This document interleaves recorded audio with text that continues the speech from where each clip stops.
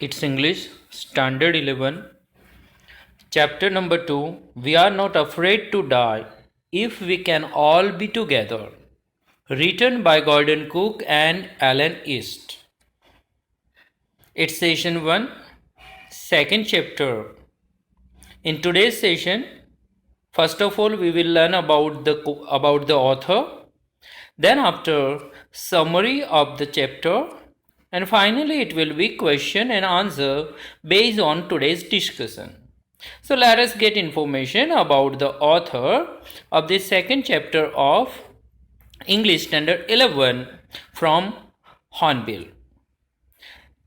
Gordon Cook and Alan East are the writer of this adventurous story.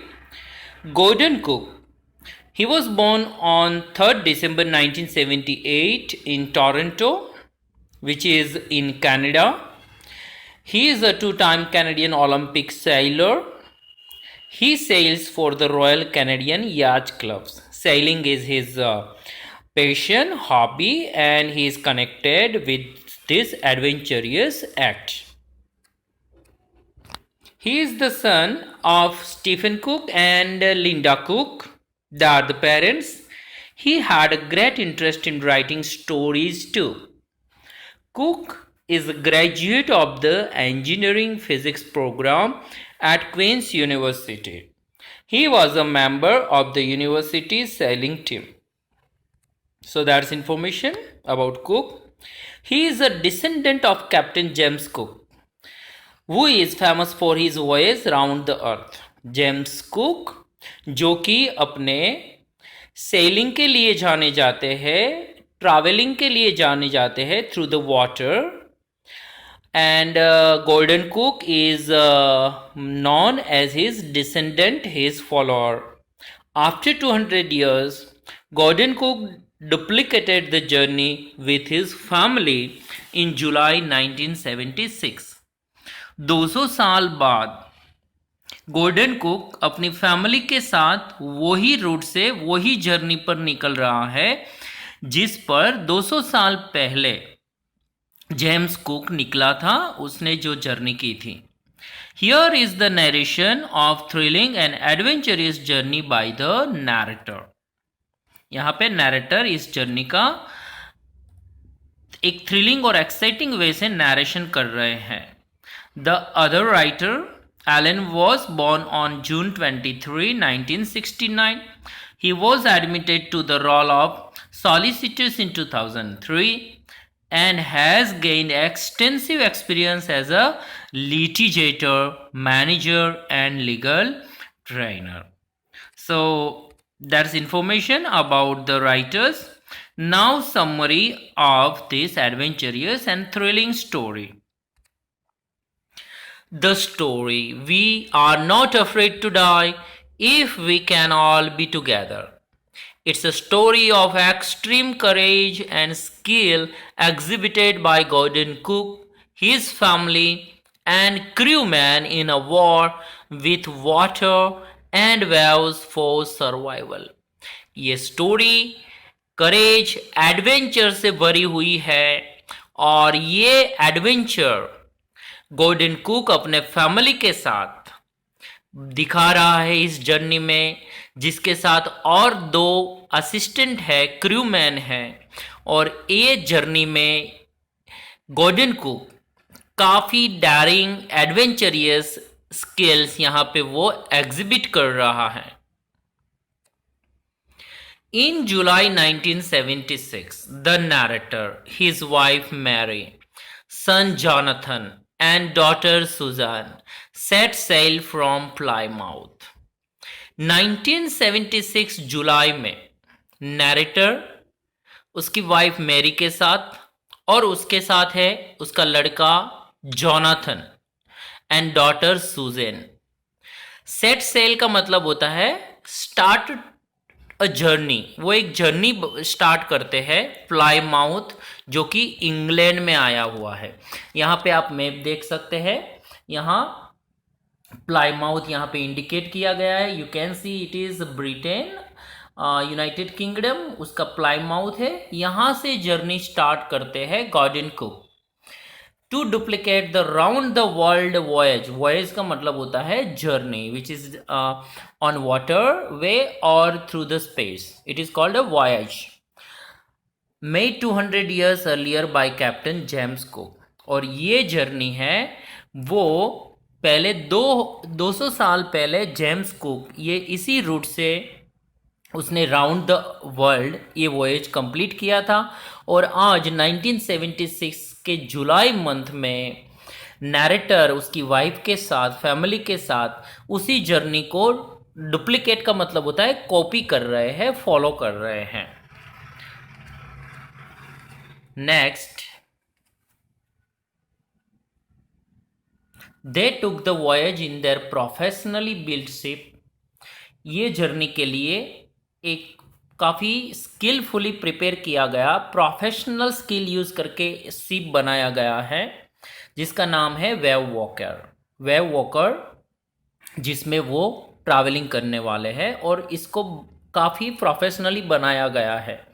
Accompanied by 2 experienced seller. Narrator को कौन company देता है? 2 sellers जो काफ़ी experienced है। लैरी वीजिल वो अमेरिका से है, एंड हब सिजलर जो कि स्विस से हैं। ये दोनों क्रूमैन नैरेटर को कंपनी देते हैं, उसके साथ जर्नी में ज्वाइंट होते हैं। To tackle one of the world's roughest seas, the southern Indian Ocean, क्योंकि ये वर्ल्ड का सबसे रफेस्ट का मतलब यहाँ पे होता है डेंजर। ये ऐसा सी है जहाँ पे it is full of danger है, उसमें इतने वेदर चेंज हो जाते हैं, सडन चेंज आते हैं कि it is very difficult to pass through this ocean, and that's why the narrator has taken the help of this 2 crewman. और वो कहाँ से जा रहा है? Southern Indian ocean. देखिए यहाँ प्लाईमाउथ से जर्नी स्टार्ट हो रहा है। This first part of the journey that is about 1,05,000 kilometers up to Cape Town, pass off very pleasantly। ये पहला जो फेज है, here you can see in the map, ये पहला जो फेज है वो साउथ अफ्रीका, प्लाईमाउथ से यहाँ साउथ अफ्रीका आते हैं और वहाँ से 1,05,000 किलोमीटर का जो फेज है वो काफ़ी प्लीजेंटली, हैप्पीली कवर करते हैं, कंप्लीट करते हैं। यहाँ पे आप देख सकते हैं जो अपर टॉप पार्ट है, यहाँ से नीचे जो बॉटम पार्ट है वो केप टाउन है। तो वहाँ तक का जर्नी है वो काफ़ी pleasantly, happily, without any difficulties they completed. On the second day out of Cape Town से वो जब निकलते हैं, they begin to encounter strong gales, और वहाँ से पवन ज़्यादा बढ़ जाती है। गैल्स का मतलब होता है strong winds. Gales did not worry the narrator, पर ये विंड का स्पीड जो था वो इतना प्रॉब्लमेटिक नहीं था।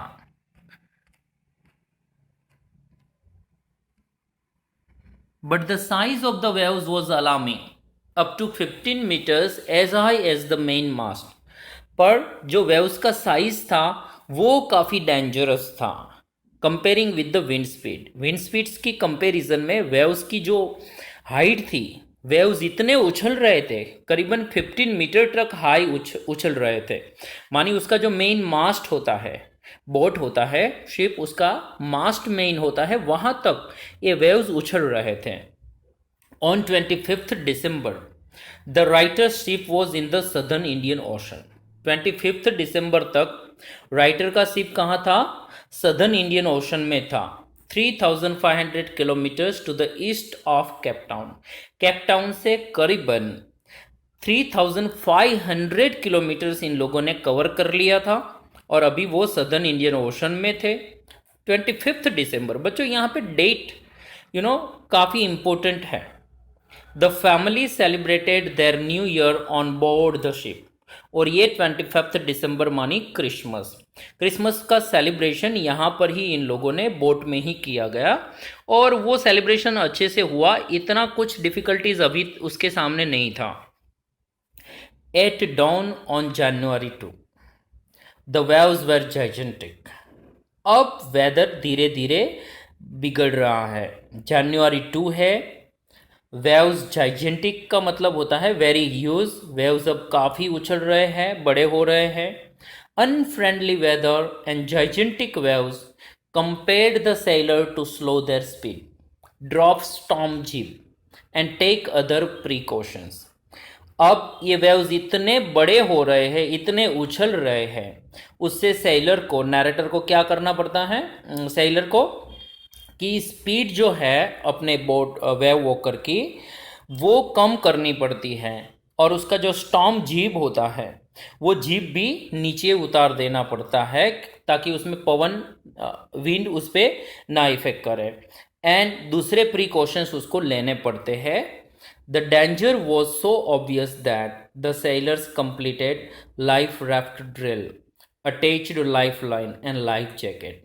और ये इतना सिचुएशन वर्स्ट हो रहा था, वेव्स इतने हाई हो रहे थे कि सेलर को लाइफ रैफ्ट ड्रिल से गुजरना पड़ा, मीन्स सारी प्रिपरेशन करनी पड़ी, लाइफ जैकेट्स पहन लेने पड़े, लाइफ लाइंस इस्तेमाल करनी पड़ी, सारी के सारी, मानी एकदम से अपने आप को रेडी रखना पड़ा क्योंकि कुछ भी हो सकता था इस सिचुएशन में।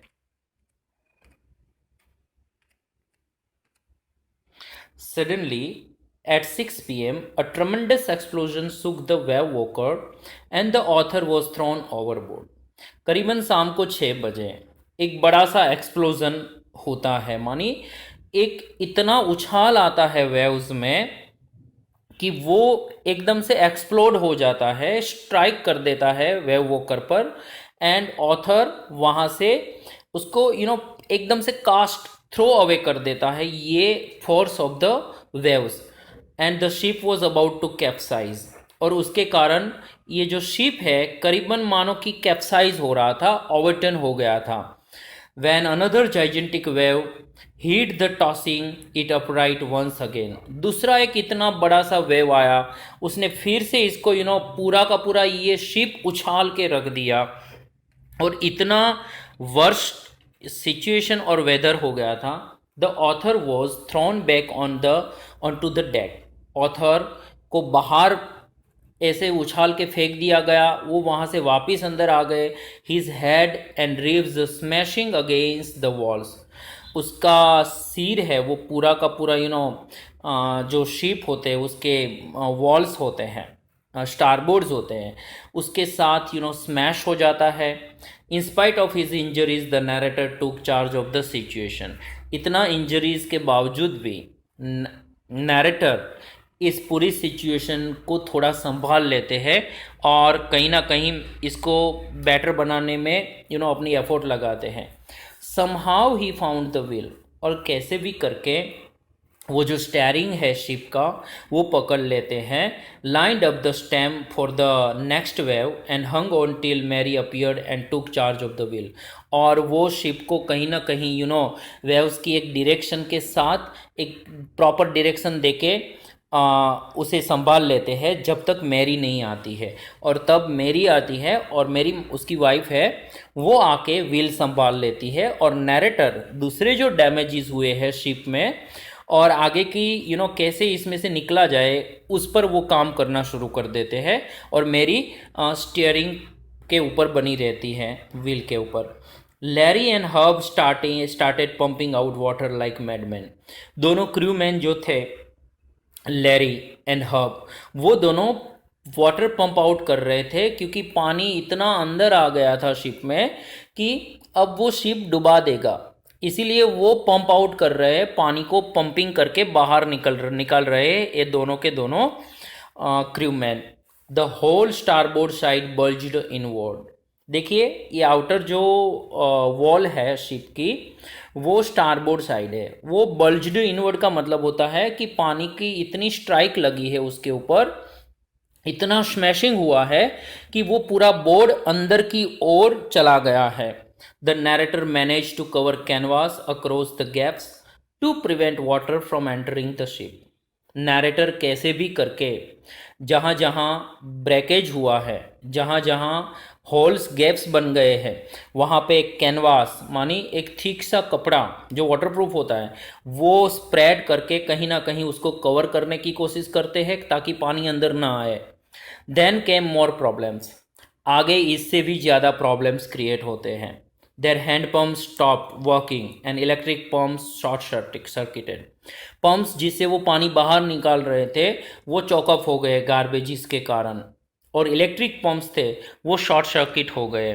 तो अब पानी बाहर निकालना वो काफ़ी डिफ़िकल्ट हो गया। Fortunately narrator found a spare electric pump under the chart room that work.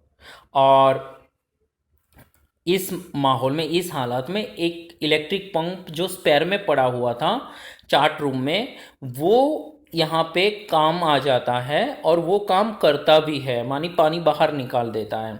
Entire night was spent in pumping. पूरी रात पंपिंग करने में ही ये लोग बिताते हैं। Steering, repairing and sending radio signals, पूरी रात यही चलता है क्योंकि इतना डैमेज हो गया है, पानी अंदर आ गया है। पंप आउट कर रहे हैं कैसे न कैसे, स्टीयरिंग मानी अपनी शिप को ठीक से संभाल रहे हैं, रिपेयरिंग कर रहे हैं नैरेटर, और रेडियो सिग्नल्स भेजने की कोशिश हो रही है जिसको मेडेकॉल्स कहा जाता है, ताकि बाहर से कोई मदद मिल सके। इसीलिए रेडियो सिग्नल्स की भी कोशिश पूरी रात चलती रहती हैं।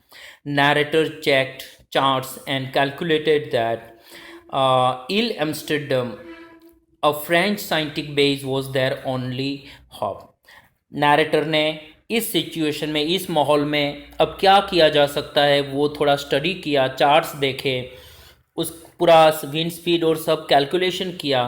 तो उसको एक बात ध्यान में आई कि अभी एक ही सॉल्यूशन है इस सिचुएशन में से बाहर निकलने का, कि यहाँ एक आइलैंड है, फ्रेंच साइंटिफिक बेस है जिसका नाम है इल एम्स्टर्डम। यहाँ पे ही लिख दिया गया है, actually it's ILE, Ile Amsterdam. Ile Amsterdam वो जो कि एक फ्रेंच साइंटिफिक बेस है, वहाँ पे अगर पहुँच सकते हैं तो वो लोग बच सकते हैं। There was no other way to come out of this situation except to reach Ile Amsterdam. That's the only solution for them. Sue and Jon, Suzanne and Jonathan were injured. दोनों को भी इंजरी थी क्योंकि इतना पानी का strike था, इतना स्मैशिंग कर दिया था, पूरा का पूरा जो वेव वॉकर है वो पूरा ऐसे कैप्साइज हो गया था, जिससे शू और जॉन दोनों भी इंजर हो गए थे।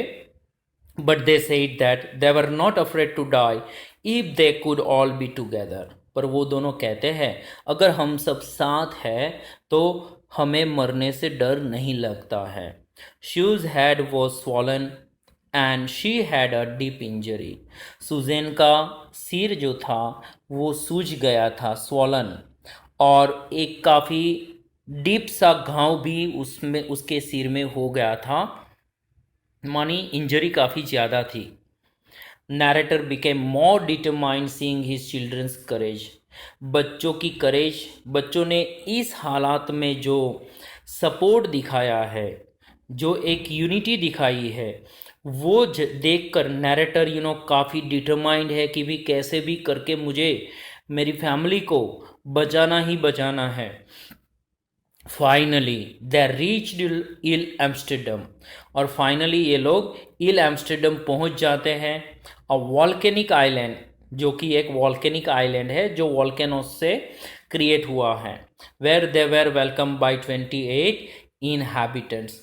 यहाँ पे इस आइलैंड पे रहने वाले 28 इनहैबिटेंट थे। यहाँ सिर्फ 28 लोग ही रहते थे। वो लोग नैरेटर को, फैमिली को वेलकम करते हैं।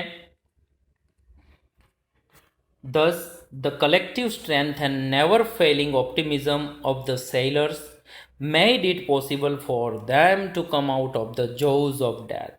और इस तरह से एक कलेक्टिव स्ट्रेंथ, सबने मिलकर एक ताकत लगाई और एक काफ़ी ऑप्टिमिज्म दिखाया कि हाँ, हम यहाँ से निकलेंगे, सब एफर्ट करेंगे और एक दूसरे को सपोर्ट करके इस सिचुएशन में हम बाहर निकलेंगे।